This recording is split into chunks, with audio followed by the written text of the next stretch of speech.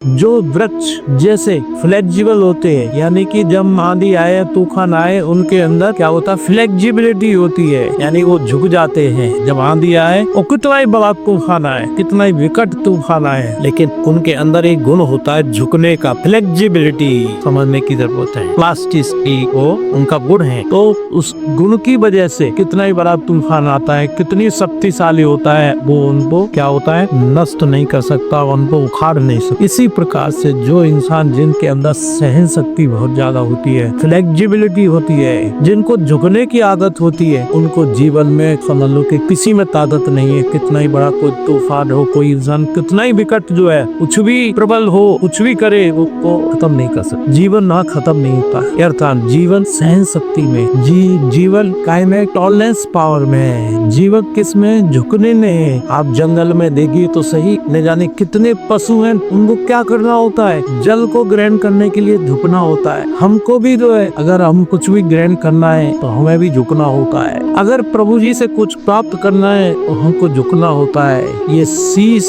ये सिर काय के लिए दिया है, ये नमन के लिए दिया है। जो शीश नमन नहीं कर सकता, अर्थात शीश जिसका झुक नहीं सकता, नमन नहीं कर सकता, तो वो शीश क्या होता है, शीश नहीं रहता, अर्थात धड़ से अलग कर दिया जाता है। समझने की जरूरत। बहुत कुछ ऐसा ज्ञान है जिसको हम समझें और अपने जीवन में उतारें, जिससे अपने जीवन को भी और दूसरों के जीवन को भी हम सरस सौंदर्य में मधुरता से परखों और सभी के जीवन में खुशहाली लाने और आनंद लाने के लिए हम कार्य कर सके।